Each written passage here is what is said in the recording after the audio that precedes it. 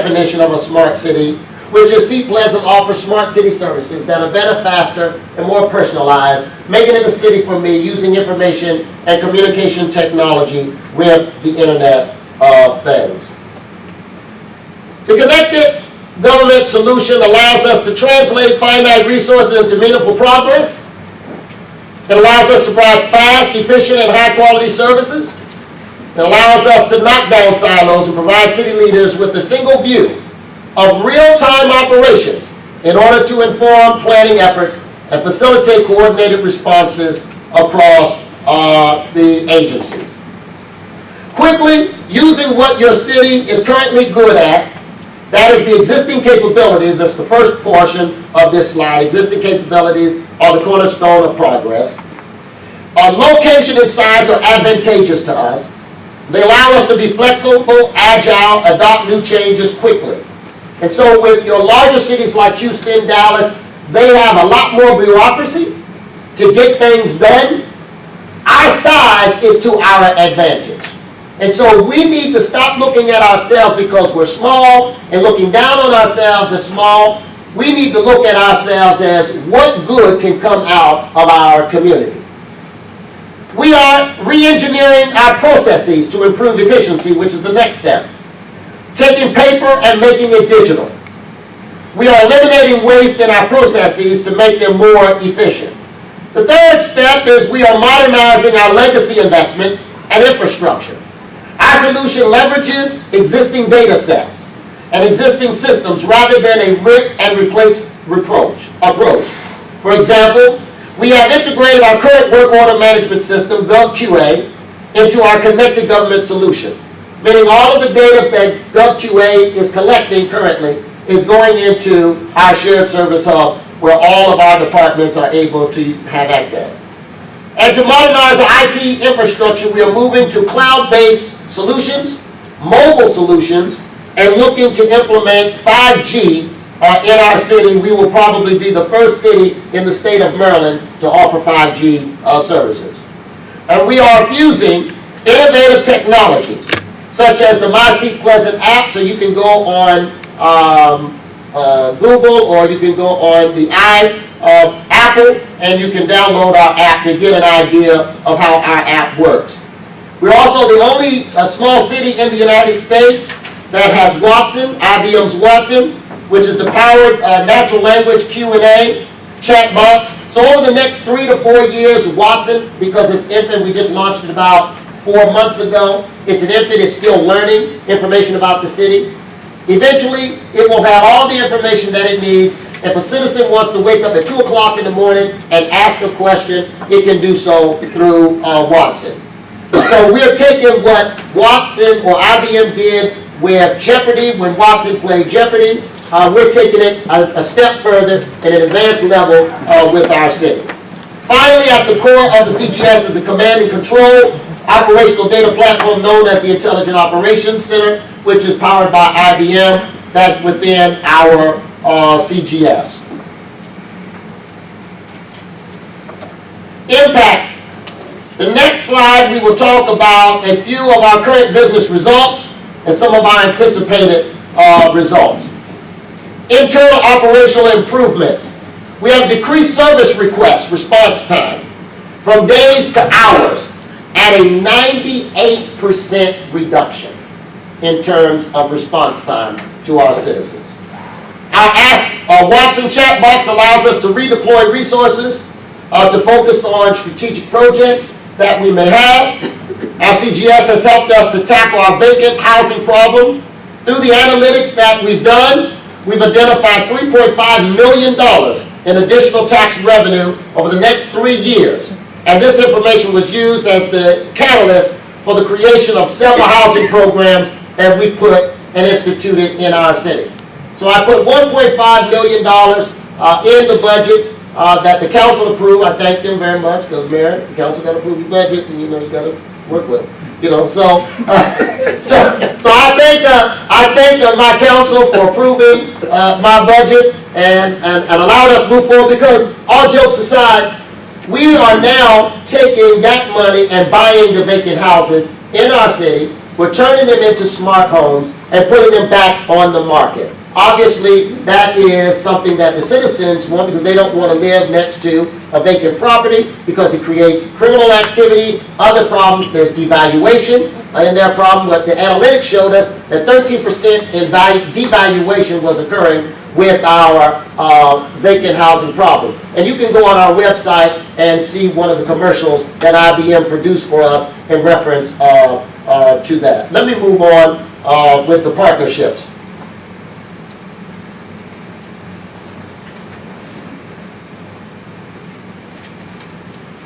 Our shared service model is reducing barriers in our city. So traditionally, small cities have not had access to innovative solutions for obvious reasons. We can't afford it. This is a $30 million project for us. Moving this forward, we could not be able to do it without the partners that we have. But we've changed that and created a model where we're the only city next to Tel Aviv in Israel, the only city to offer a subscription model to cities throughout the United States. The whole, of course, as you know, is greater than the sum of its parts. So collectively, small cities can also afford what major metropolitan cities, such as New York and LA, can afford. Together, we, Prairie View, Seat Pleasant, and others, we can collaborate to find solutions that address our city's most urgent and pressing problems. Our discovery workshops and smart assessment is something that we can do with you. We can help you to identify use cases for the CGS. Our initial configuration of the CGS per Prairie View's requirements to include processing and integration of all of your existing data and discussion of future data that you may want to collect. CGS subscription and licensing model, as I mentioned to you before, access to the CGS includes the IBM Intelligent system that you would have access to, IT support services from Seat Pleasant and our partners, hosting and maintenance and security configuration and training services for your employees. Our support network, and this is just a small sampling of what you would have access to. Obviously, IBM, AECOM, Priority 5, Verizon, Trans Global Biz, Starlight, United Nations, Oklahoma University of Oklahoma, and various others as well. You would have access. And so leveraging the connected solution and the shared services model, Seat Pleasant can work with this city and any other city in the United States to help you go through the digital transformation into becoming a smart city. Thank you, Mr. Mayor and distinguished members of this council, for the opportunity to present before you this evening. Thank you.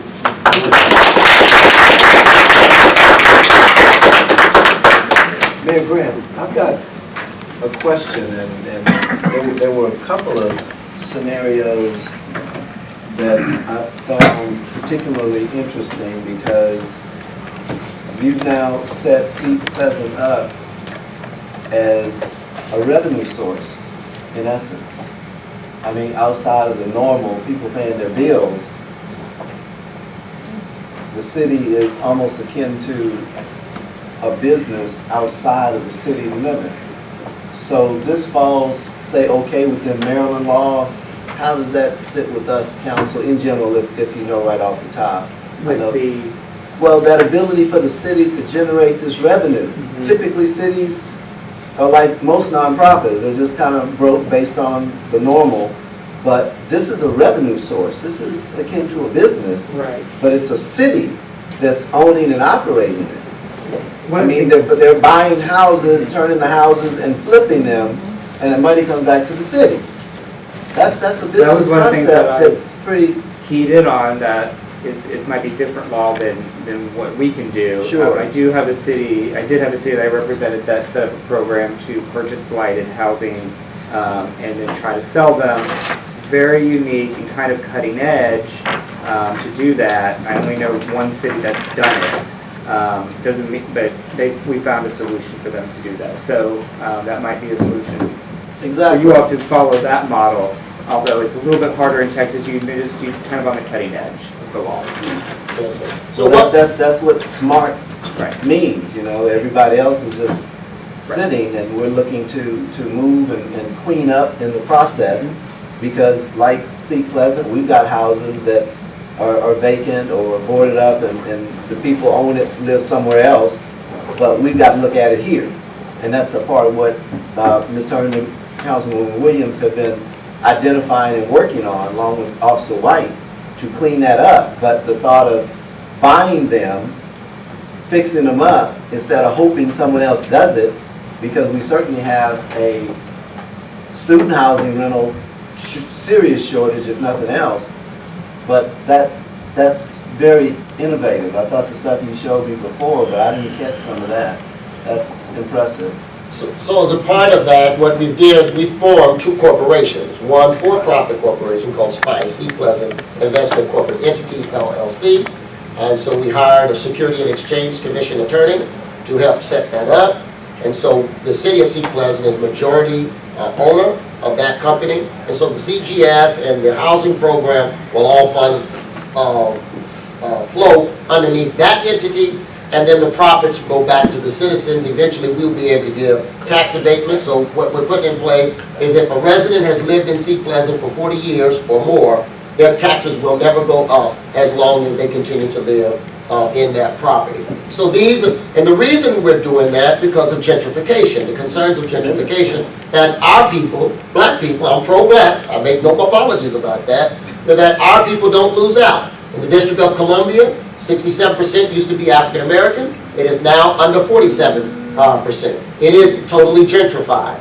If you go through DC and you look at what is happening in DC, you now start to see that on the outskirts of DC. But even whites are having a very difficult time living in the District of Columbia. When you have rents that are $3,000 a month for a 1,000 square foot apartment, that's very expensive for people. They can't afford it. Capitol Hill, those houses are going for $1 million plus dollars. Where African Americans used to own all of them, we no longer own them. They're pushing them out into the suburbs, to your Silver Springs, your Arlington, Alexandria, and Prince George's County, where my city is. But now they're looking at developing in those areas as well. We're seeing the valuation of properties going up immensely in our community. One gentleman 2 years ago purchased a piece of property for $30,000, rehabbed it, resold it in 6 months for $280,000. So these are the kinds of changes that are occurring, that is happening. And so we're saying we have to do things to protect and insulate our community. And I'm not saying that from a racial perspective, because anybody can move in our city. We don't care who you are as long as you abide by our laws. That's all that matters. But those people who have lived in our city, have made investments for 40, 50 years, should not be displaced. We should find ways to protect them and insulate them. Then the other company was a nonprofit organization, Seat Pleasant Economic and Community Development Corporation, which we formed as well. And they will be able to go after a lot of grant dollars and do a lot of economic development activity, insulating the city from doing some of those activities, but funneling through our ECDC. Two quick things I want you to cover for me. As I recall, Seat Pleasant's budget is less than Prairie's. I don't remember what your budget is. But since it's public, tell us what yours is. 13 million. Okay, no, yours is more. Okay. But it was less. It was less. Oh, okay, so these kind of things have... Yes, it was less. Okay, that's where it was. I knew we were... So remember, it's all about operational efficiency and effectiveness with taxpayer money. You almost have to run your city like a business, if you will. I know that people get concerned, particularly Democrats get concerned when you say that, but we have to be good stewards of taxpayers' money. There has to be accountability, there has to be openness, there has to be transparency of how we spend the taxpayers' dollars. But see, it's you and your council working together that I saw expanded this program, because it's not that old, and you guys have turned it into an incredible piece from what I saw and read on your website. I mean, the four ads you have on the website? Yeah, IBM produced 4. Yeah, IBM came and produced 4 smart city advertisements for you. Yep. IBM doesn't normally touch entities of our respective sizes. So there's things going on that we could be piggybacking on as well, regardless of our size. It's what do you want to do, not how big or small you are. Do you want to move? Do you want to go in, cutting edge, or just status quo? You're going to Kansas City and then Dallas. Briefly, what? I know Kansas City is an incredible smart city situation. Yeah, Mayor Sly James is moving the Smart Cities platform. Transportation is their focus.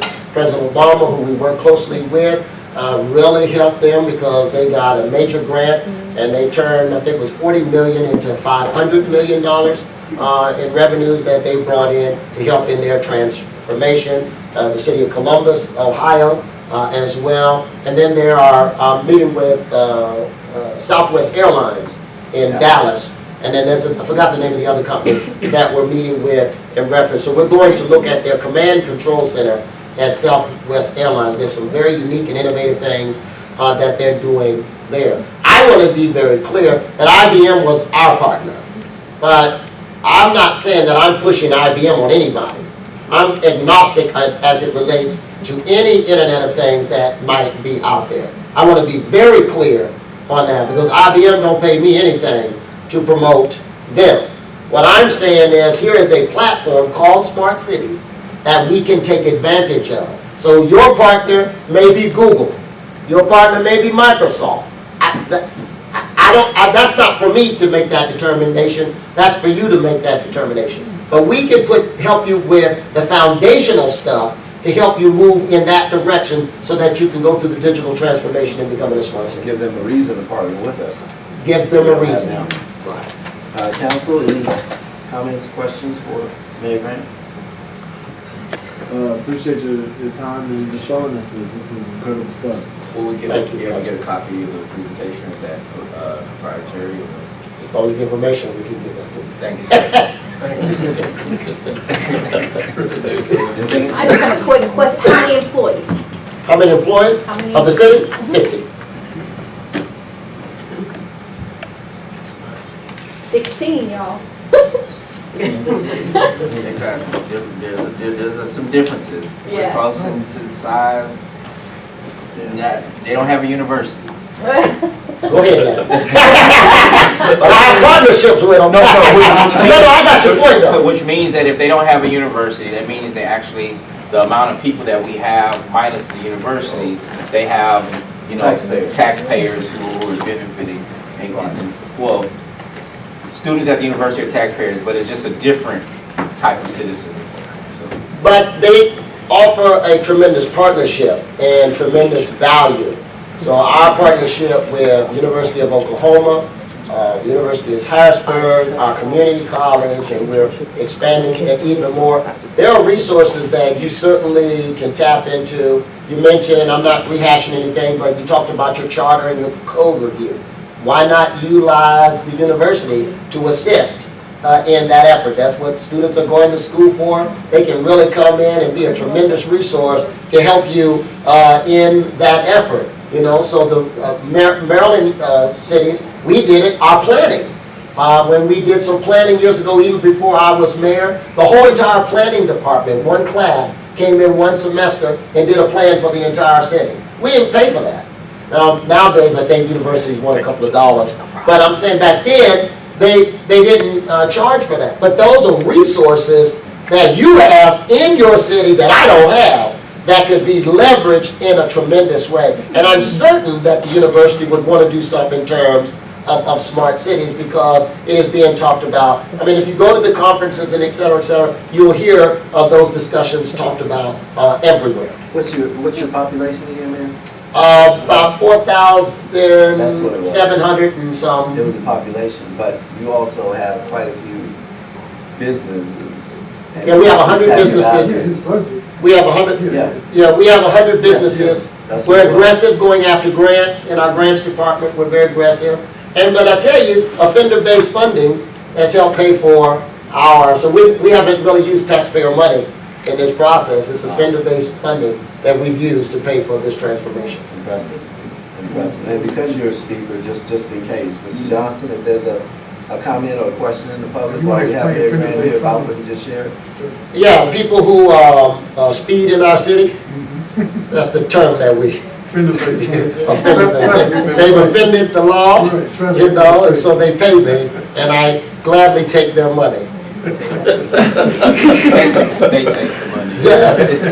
Well, in the state of Maryland, there's a cap for speeding, so we can only get $40 per ticket. That is shared with the vendor, but I have one speed camera that generates about $3 million for me every year. So you all use the We don't cameras? got, yeah.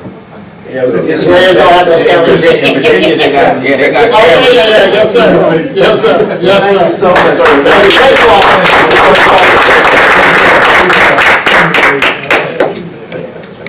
Anything else, council? I think we need, for new business, I think we need to have the discussion about starting the process for a new city engineer. That should probably be up there on the list. Yeah, we were talking about the posting, so we plan to do that even before, because of the vacancy, we're gonna have to post, so we can put that out there. Could we also figure out how much, so when all this starts, get a total of how much we spend on the city engineer, or what is that budget? Because right now, we use contract system, which allows us to keep costs down. And we need to figure out if we need to, if maybe not right now, if we're planning out 2 years from now, what does it look like to make this person a full-time person? So what we're spending now and what we need to look like. And we may not need it, but we need to Okay, I know was about gonna say, normally the engineer is a contract person because the city has incurred very little charge. His charges go towards the project. I got you. So I'm with that. I'm just saying, but we're the goal of what we're trying to do is we're thinking big picture. So I understand that. so if we know how much we've spent, and then we can kind of get a good number. We have that. Yes, sir. Just to, I know, just because you talk about money-wise, because I know a couple of meetings ago, there was supposed to be a budget workshop. Well, I was gonna make a motion that we have, I mean, part of it is, our budget ends September 30th. And, I was gonna, ask that, we have our budget, package starting to us for July 9th meeting. And, or I don't know if July 30th may be too late, or when potentially can we get a lockdown date so we can start handling these numbers. We don't wanna be put in a position where, we don't have enough time to go through the budget, specifically with all the changes. If we have new development, we have things coming. If we have to, meaning we, the city, has to invest in our infrastructure, budget time is that time to do that. And so, I don't know, is July 9th too early, JJ, or is it? July 9th, fine. So so again, do we need to make a motion, or do we? No, we can add it to the agenda for July 9th. Mr. Johnson bringing information. What we need to do though is pick a date after we have information to just meet to discuss that. Yeah, so the motion is not to discuss it. July 9th is to be able to put it in our hand. July 9th, what I can provide July 9th is the preliminary work papers that we give you, the annualization. So what is that? No, what do you mean? That's your start. Right? That's your start. You mean of all the departments? Yes, sir, that's your start. Okay, cool. Yeah. But what date after for a budget workshop alone? See, that's a council meeting date, and we want to have You want to schedule that on at that meeting? you want to wait and schedule? Yeah, because we have to. The other So Thursday? you got that, Ms. Dickey? So we're going to schedule a budget workshop at the July 9th meeting? Yes, sir. Okay. I also like to put on the agenda, in the form of a motion, to discuss and consider and take action in regards to the My Brother's Keepers Prairie View, and building a community of practice. And so that is something that I want to on the agenda. Okay. So if you would, if you feel there's some particulars, if you just email or text it to Ms. Dickey. Yeah, I'm gonna have the presentation, but I just want it on the agenda. Is there a second? You've heard the motion to have the My Brother's Keepers program information on the agenda. This has been probably moved and second. All those in favor say aye. Stuff right there. Who was So my moved. second? I'm sorry. Ron Randall. And you got to discuss and consider and take action? Yes, I did. This one? Yes, sir. I have new business. I know a couple of meetings, before, we talked about the interlocal agreement paper, but it hasn't been brought up since. So I can put on the agenda to discuss interlocal agreement. I met with, made a motion? No, I've made a motion. Okay, go ahead. Why don't you? I move that we put on the agenda to discuss the interlocal agreement for Waller County. Second. Okay, it's been probably moved and seconded that we put on the agenda to discussion of the interlocal agreements between the city of Prairie and Waller County. For the motion, ready for the question? Question. All those in favor? Aye. Ayes have it. Anything else? Yes, sir. I would like to discuss and take action on making the youth council a part of the city of Prairie departments and or committees. Second. Well, Youth council. yeah, well, you said you We need council some, committee. we need some discussion if we're gonna have a council. I don't know if it's a charter thing, an ordinance thing. It's not as simple as us just voting on it.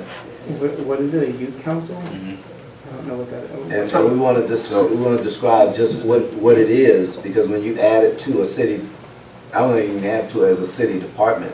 So if it's a youth council, I mean, we're a municipality, we just don't add departments. It'll be an agenda item, so that'll give the city attorney a chance to bring it up. whatever information. if it- But what it is, I mean, again, he's putting on the agenda so we can talk about it. What it is, it's a replica of what city council is, but it's for youth in your community between the ages of 12 and 18. Now, I would hopefully that councilman does the research to find out how many people fit that age range. But, so then we would have like a charter, they have their own things, they meet quarterly, and so he's asking it for it to be a committee with the city. Or to be on the agenda to talk about it being a committee. Yeah, we can make it a committee, I mean, council describes, so you can set up the committee the way you would. You can get with Attorney Kerwin and do that, that's not a problem. And I also, what I was saying. Did that motion carry? We didn't. Yeah, what we're gonna All those in favor say aye. do. Done. I also would like to present resolution on making July 13th, say her name date in remembrance of Sandra Blunt. And what I would like to do is discuss and take action on implementing a city official letterhead for all of it, for council to use and to have.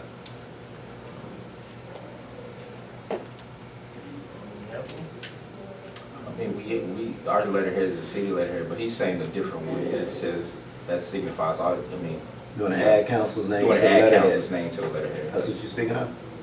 Yes, sir. You want to be second? Oh, Second. Okay, it's been properly moved and seconded that an item be added to the next city council meeting agenda for the discussion of and taking action he on. said two things, I'm So sorry. you said two things. No, one was Well, just but- for information purpose. Yeah. But because it's a resolution, I mean. Yeah, again, for motions, it's gotta be this issue and then that issue, just so we're clear. Otherwise, somebody likes one thing and they don't like the other, that's the purpose of not having compound motions. All those in favor say aye. Done. Next. Mr. Mayor?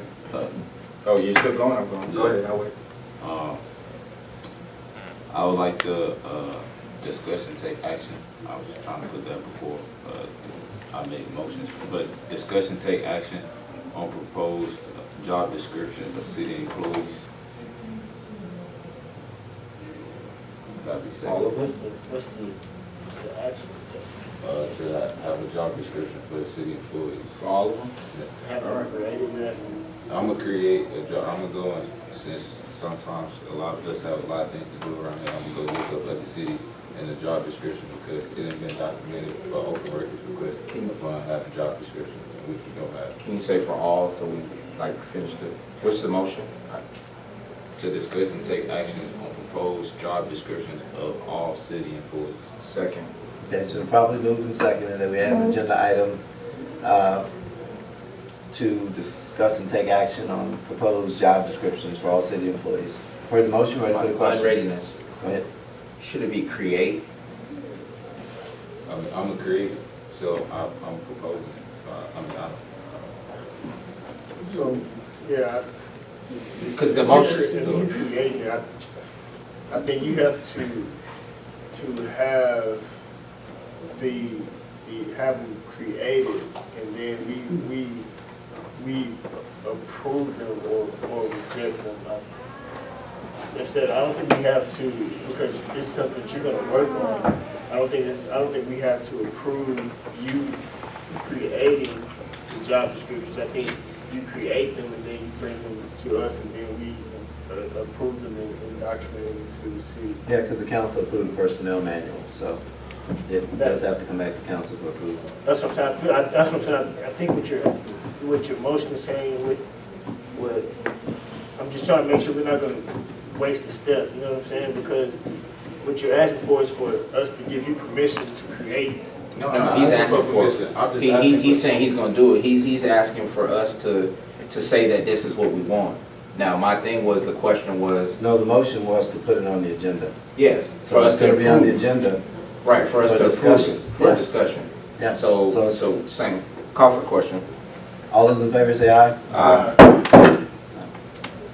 Anything else? Yes, Yes. Mr. Mayor, Councilman?